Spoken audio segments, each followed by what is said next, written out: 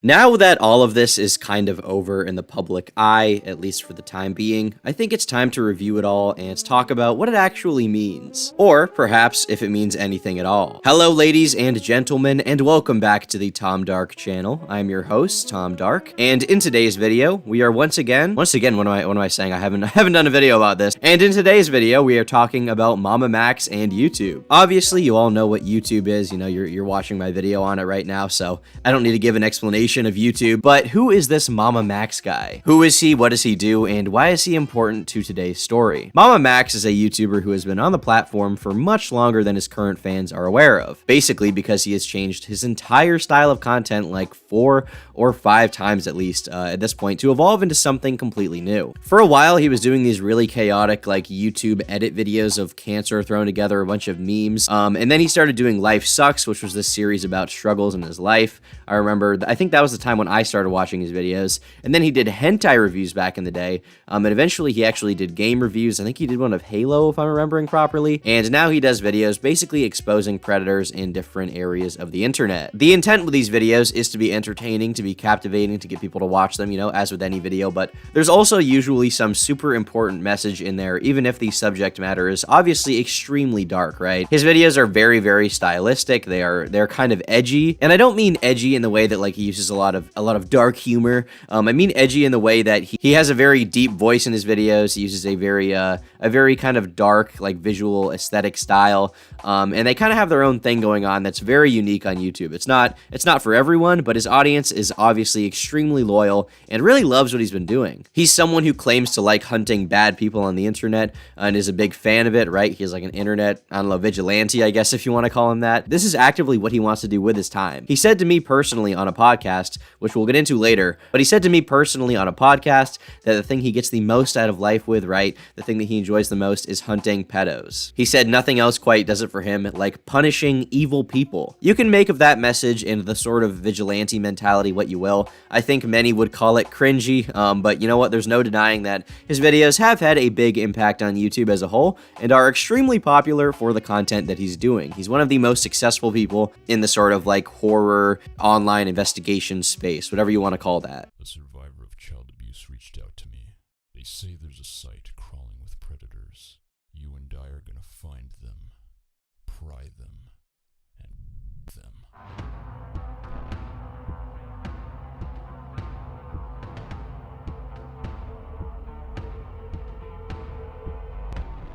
Well, naturally, making these kinds of videos about some very, very touchy and controversial subjects, Max has had some issues with YouTube with monetization. He's had some major problems with that, and to the point that he basically just makes all of his money off of Patreon. I don't think he makes like anything off of YouTube. But even on top of that, even on top of the monetization, he's had some trouble getting his videos on YouTube, having them stay on YouTube. A few of them have been removed, and he thinks that that's unjust, and he has a big issue with that, which is fair. It makes a lot of sense. I personally have had some big issues with YouTube before in terms of community guideline stuff, privacy complaints that have been very fucking annoying. So I sympathize with him there, okay? About a year ago, Max decided to start a little movement with a video he made where he basically said that YouTube removing his videos was enabling predators that he was exposing, and it only stood to benefit the predators when his videos went down, basically was the message of the video that he posted. And it had a very, very raunchy title for sure. 3 months ago, my fans and I discovered one of the most massive pedo rings on the surface web.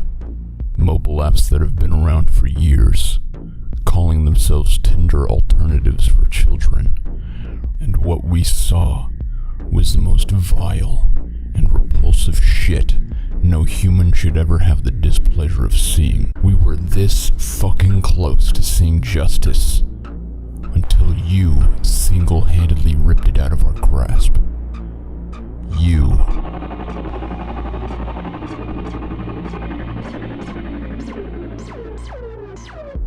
The video was very emotional and included the personal stories of some people claiming to be victims of some pretty disgusting things, and Max wanted some real change to get done on YouTube. The whole meme was basically that he would get YouTube to stop removing his videos. I thought, you know, kind of the artistic side of it was pretty cool. I think the production's really neat. and it got a lot of people very emotionally invested. Basically, all of Max's videos have super high like ratios in comparison to the actual views. A video with less than 1 million views and nearly 100,000 likes is a crazy metric, and the reason why he has so many likes is because his videos really bring that emotion out of his viewers. Many of them are survivors themselves of, different various kinds of assault, I guess, and they really believe in what he's doing. So most recently, Max decided to post another video very similar to this one that was 3 times as long, and I was actually in it, and it was called Pick a Side YouTube. The video was basically a half an hour long message to the YouTube community and primarily the website itself, saying, hey, there's a lot of people in my genre making investigative content, making content on dark topics, and we think that it's important that it stays up, and we think that some changes need to be made to YouTube because you're removing a lot of our videos unjustly. Everyone seemed to have some issue with YouTube from their videos being removed for nudity that is also present on other videos which haven't been removed, so touching on YouTube's inconsistency in that way, privacy complaints, community guideline strikes. I think one guy talked about false DMCA claims, and there was a huge list of people in this video, recognizable names like Anxiety War, sort of the, To Catch a Predator of YouTube, Mudahar, CoffeeZilla. I myself, as I said, was in it. I had some problems with YouTube videos in the past, and I wanted my voice to be heard a little bit, and I kind of had an idea what Max was doing with the video ahead of time, not completely, not in the way that he was going to do it, which I'll explain again a little bit more as we get into the podcast. But basically, bottom line is there were a lot of issues that creators had with YouTube. They weren't all the same, many of them varied, and not all of them had anything to do with what Max covers, which is, well, pedos. It feels like YouTube is constantly punishing the wrong people on its platform. I mean, this is something that I experienced with my fake animal rescue investigation, when all of a sudden my videos started getting age restrictions, and then I started to receive community guideline warnings, which basically told me that if I kept making that content, then YouTube would have removed my channel. And what made it so much more frustrating was the fact that these channels that I was exposing just continued on fully monetized and not receiving any form of punishment. Out of all those people that I exposed, the first person to get punished was me. But as upsetting as that situation was, what's happening here with Max's video is something that I find even more concerning. I mean, age restriction is one thing, but to have your video removed completely with no justification and with no chance to appeal it is something that shouldn't happen under any circumstances. I mean, it really is a shame because those who are on here exposing predators and doing so in a fair and responsible way, just like Max was, deserve to have a platform here and deserve to be celebrated for the work they're doing. And yet, all too often, it's YouTube who's taking action against these creators. And when they do that, they are not only actively siding with these predators, but they are actively protecting them as well. But everyone had an issue with YouTube. Everyone was angry. And so his whole message was that YouTube is intentionally or unintentionally supporting predators, supporting bad people by removing his videos, by removing other people's videos. His in particular that was removed was a video where he was exposing a predator inside of a game, and he basically had a cartoon ass uncensored, and YouTube took that down. Meanwhile, you have a bunch of other videos on YouTube with like full nudity that are still up. So it's extremely frustrating for him to be posting these videos that he cares about a lot, to be posting videos that a lot of people care about, and then YouTube removes them when, he didn't do that much wrong, okay? So Max's video title is Pick a Side YouTube, and what he meant with this is basically like, hey YouTube, you can either pick the side of the creators, or you can pick the side of a bunch of predators and evil people. In this video, he also called upon the influence, the raw numbers of larger YouTubers like Critical, like Shane Dawson, and he's like, hey guys, come help me get that message out there about these issues to hopefully get a conversation started with YouTube as a company, hopefully get in contact with the YouTube rep about what Max calls dark investigative content, right? He even calls out some people personally like Corpse Husband and is like, hey, I know you fucked me in the past. He brings up some old personal drama he has with him. He's like, you know what, Corpse, I'll forgive you if you come and support this message. This is your chance to redeem yourself. Don't squander it. Corpse, I know you have nothing to do with this, but with all of your power, influence, and the favor you owe me, I just couldn't help myself.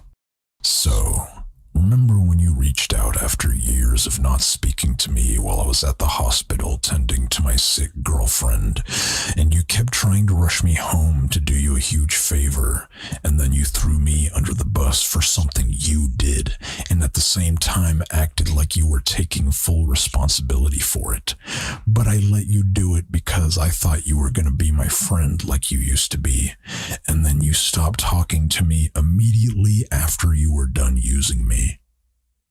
Yeah, So, how about you do me the fucking favor this time and talk about something besides yourself for once? And so this video got a bunch of YouTubers talking, with like this entire community of people in the video hedging their influence and audiences to hopefully get something done on YouTube. And overall, it was a pretty supported video. You know, his audience liked it, Nexpo's audience liked it, CoffeeZilla's audience, Mudahar's audience, they all really liked it. You had a lot of people really coming out to support this video, but not everyone was completely satisfied or happy with this message. For example, Augie RFC and Nick Diorio, two people who many, I think, in the broader YouTube community, I guess, kind of see as contrarians. They publicly took issue with the video, and a lot of people had issues with the video that they really wanted to be heard because they didn't feel that everything Max was doing was really fair. They felt that he was spreading some misinformation by talking about, you know, YouTube supposedly supporting predators when obviously, like, YouTube is not... YouTube as a website is not like, you know what, we're going to remove this video because you made it about a pedophile and we actually really like pedophiles. Like, that's not what was happening. But that's the message that a lot of people were taking away from it. So a lot of people started tweeting like, hey, you know what, I have issues with this. Why does he do a fucking Batman voice? I mean, it's funny in videos talking about creepypasta games, but when talking about serious shit like pedos, it just sounds like he's making it into a joke. Ask him if he's considered the possibility that YouTube doesn't want an endless slew of videos on its site accusing people of being pedos, and maybe them demonetizing those videos isn't actually in bad faith. YouTube is for entertainment, not an FBI chat room. And I kind of saw that there was a conversation to be had here. There were a lot of people, even outside of, you know, Nick and Augie, their fans, even outside of that were critical of this video, like Vito Gesualdi. And so me and Nick managed to get Max to come on our podcast, the Half Baked Podcast, which I probably don't plug enough, but I do have a show there.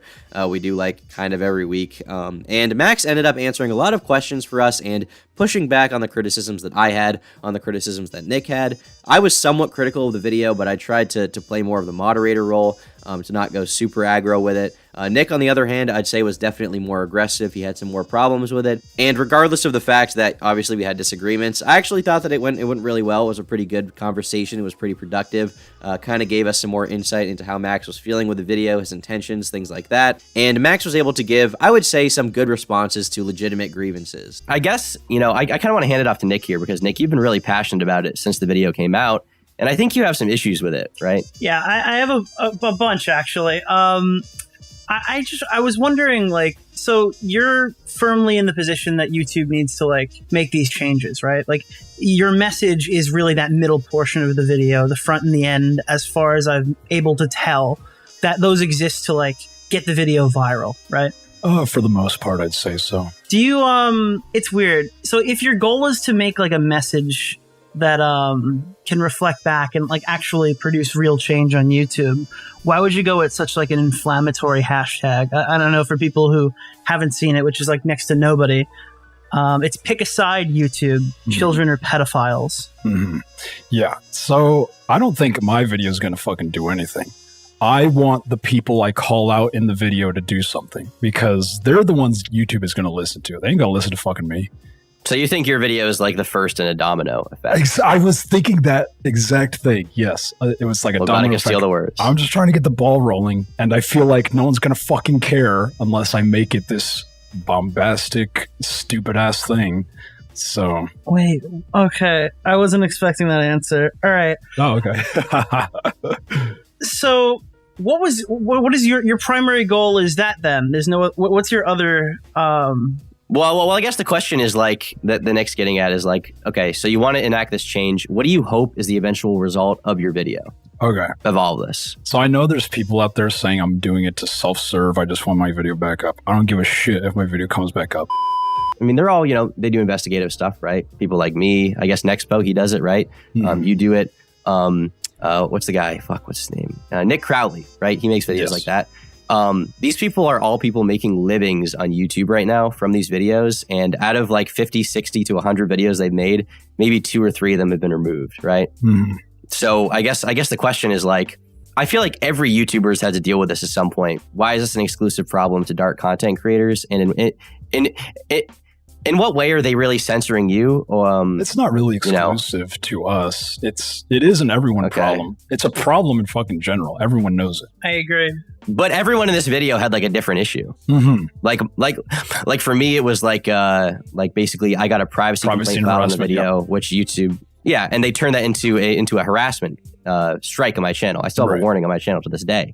But for other people, it was completely different. For you, it was you had like, you know, nudity in a video. Oh, yeah. So I guess the question is like, you say pick a side, YouTube, like how are they picking the pedophile side right now? It's more so that they don't have protections in place for investigative content. Like if, like you said, yours was for privacy and harassment. My most recent one was for sex and nudity. My previous one was for violence in a fucking when I'm doing my Hotline Miami scenes. Like, right. It's always something different, but it's always consistent. I feel like, at least. So it's always something different. But what do you mean is consistent in what way? Like consistent and everyone has to deal with it? Consistent to the effect that dark subject matter specifically is getting like the short end of the straw just because of the subject matter. But is it like? But like how? But before you get there, Tom, I just want to know, like, so how does your video mend that in any capacity? Because obviously it would benefit from like a dialogue being open, right? Exactly. I don't think. I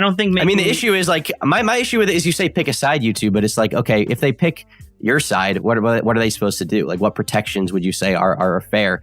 And what is that protecting? You know what I mean? Like, there are entire channels. I mean, Rainbot, Nexpo, Gamer from Mars, off the top of my head. Like I said, Nick Crowley, you, Nexpo. I think I said Nexpo already. All these people make livings off of YouTube, making thousands of dollars a month, making videos about these subjects. And every once in a while, they have a video removed. And I don't think it's because YouTube doesn't, you know, protect dark content. Like, ads have been better than ever for me, and I think for most people on the platform, probably including, you know, Nexpo and people like that. In terms of, you know, making videos about dark subjects. You can make a video about a pedophile, have it blow up. Nick Crowley, every other video is like YouTube's hidden predator or whatever. Those blow up. Like what? Where is YouTube really coming out of the woodworks to silence us and stop us? I mean, I disagree with what you're saying. I even talked to Art before I even made the video. He said, yeah, all of his videos are getting demonetized. I asked him to be in the video and he was like, this might be a bit too hyper aggressive for me, but I wish you well. But I do get the sentiment, like all my videos are getting demonetized, age restricted. Like we are slowly being conditioned to make content less and less dark. Angry that we are dealing with YouTube, you know, how did putting the it in corpse our ass. husband thing make it about YouTube? Because you're saying that like you've wronged me on a personal level. I saw a lot of tweets going like, this looks fucking bad. It looked like it was directed directly at Corpse. Because he can help us. And yeah, I understand that, but like your personal grievance aside, I understand he asked you to take down a video at a very inopportune time. And then like kind of ghosted you, but it's a bit more than that. He and I have a long history, but that was what I was willing to share. I guess it's like, how is that relevant? Like, oh, I did him a favor. It's like exactly what I said. I did him a favor. He can do me a favor. Dude, I guess when I pictured how this conversation was going to go, I thought you were going to say like, I'm here because I want to do X, Y, and Z. And then you're going to talk, you're going to give kind of a bit more. It's just like, what I get from this whole, if I kind of give a big summary, is that like you knew this thing wasn't going to create the dialogue. It was just out there to just cause a bunch of shit. The domino effect. Yeah. Yeah. You used it to try to reach bigger YouTubers. The pedophile stuff was a means to an end, that you're going to include it because it'll get people angry. And your presentation and listing off all the YouTubers, regardless of whether it seemed like it belongs there, is just to drum up more attention. Is any of this at all just kind of what I saw in those messages? I don't mean to insult you, but is any of this like, this is a way to make my channel go to the next level? No. I think my channel get taken down for making a video like this. Twice? If it didn't get taken down the first time, you think it'll go down now? Oh, yeah. I mean, well, I predicted that. Like, everyone's saying, be careful. I'm like, don't let your channel get terminated. I'm like, I don't even give a shit that really anymore. is the grand test of time, because if there is like a conspiracy, as someone I was talking to previously kind of put it, or if they are trying to like hurt dark content creators in some capacity, I mean, your video is the one to go, right? Maybe we reflect on this a year from now and this video fucked you. I mean, we'll see. Like, I want to see some progress, specifically with YouTube and us, their creators. If a third video goes down, are you going to make a third one of these? Oh my God. I feel like by that time, I'm already sick of it. I didn't even want to do this one. I hate doing this. Yeah, I must be sick of making videos about pedos. Because I'll tell you one thing, if you make a third one and none of these ones went down, it's going to be a hard sell, dude. advertisers don't watch a YouTube video and pull out. Yeah. Advertisers get an email from insider.com saying that you're supporting this like person. I mean, even and now, you I should- don't think and that's you gonna should happen. remove them. Who the fuck is? It might not happen. It might happen, but it's just like the comparison I see between you and Matt Watson is a non-issue versus in what I would argue in your specific instance was a non-issue. A video that you knew why it was taken down was the catalyst for this video. Matt Watson made an entire drama about pedophiles commenting on YouTube videos, and then all they did to rectify that situation was destroy family vlog channels. And that's part of Matt Watson's messaging. Like, he made it about the advertisers monetizing that kind of content. I am not. I am making it about, hey, we're fucking sick of this. Let's do something. That's not what I get from you. I get that from everybody else. From you, I get like this website is like fucking harboring child predators.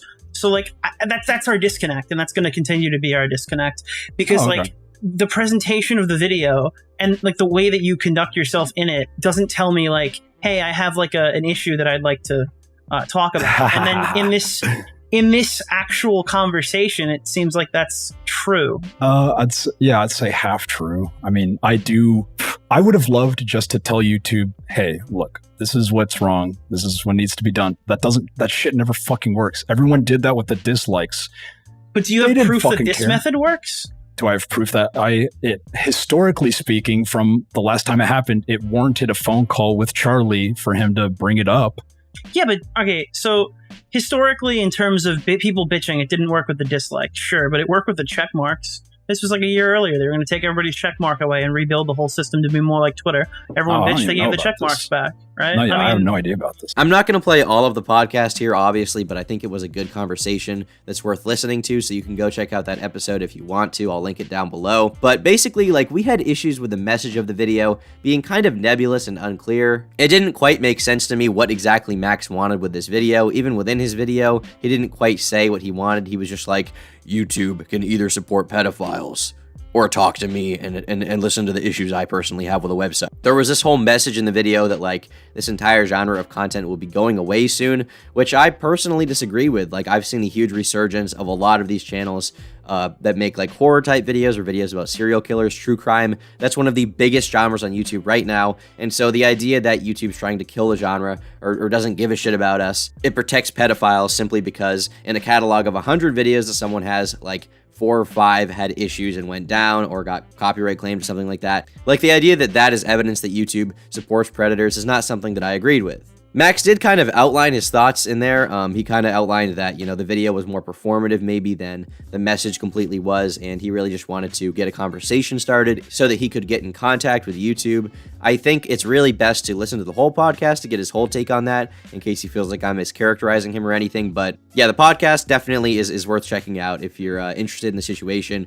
If not, then just don't and fuck off. And in the following days, once the situation got bigger, once Max's video started getting more and more likes, you know, a lot of people were paying attention to it. Critical actually chimed in on his channel to talk about the situation, and his video got like 2.5 million views. And I assume this is really what got YouTube's attention. The message of his video is very much YouTube censors dark content. They unfairly treat people who investigate serious things. And as a direct result of this censorship, it leads to more kids being harmed, more victims, and these disgusting, evil, fucking stinky, yucky groups existing in the shadows because the content that has called them out and brought it to light has been taken down. So it does create more problems for more people, more victims. That's the point of his video, YouTube taking down this informative content and using every excuse imaginable to do it. I kind of thought this would end sort of, I don't know, dead in the water. I didn't think YouTube would really respond after Max asked for some change. I thought basically nothing would happen, right? I wasn't confident that anything would happen, and I told Max that, and he even, you know, to us, he seemed kind of unsure that it would go anywhere, but he was trying his best. And he did end up actually getting a response from YouTube. He posted a very interesting message to his Twitter about this, where he gave a little detail on it. Max said, "I had a phone call with YouTube yesterday, and we had an unexpectedly successful conversation about pushing the future of the platform in the right direction. I will be meeting with a representative in person soon to discuss details and will not stop hounding them until great changes have been made to benefit us creators." And this was really nice to see, not gonna lie. Despite the issues I had with Max's video in the first place, I'm glad that YouTube recognized that despite the very abrasive tone in Max's video, which in my opinion was a little over the top, a little exaggerated. I think his thesis was a little incorrect. YouTube did manage to hopefully see through it and be like, okay, there are some legitimate issues that all of these creators are having. I mean, there's like 30 people in this video saying YouTube fucked up, so there must be something here. Now, the more cynical side of me here, the more kind of black-pilled Tom is making me think like, you know, maybe this is just a statement they gave him to claim some change is happening, to claim that some real change will be brought to the site. Because at the end of the day, this is a massive company. They don't really have to listen to Max at all. The idea that his video with 1 million views like pressured them into responding is really dumb, because the platform is so large. I think if they wanted to just act like they didn't give a shit, they could and they'd be fine. They wouldn't even have to think about it. Max did not target advertisers or anything like that, so it's not like he did the whole Matt Watson meme of trying to hurt their bottom line. Honestly, they didn't even need to respond to him. Not a lot of people have a grasp on just how big YouTube is, but it's fucking huge, okay? And the amount of creators on it is endless, so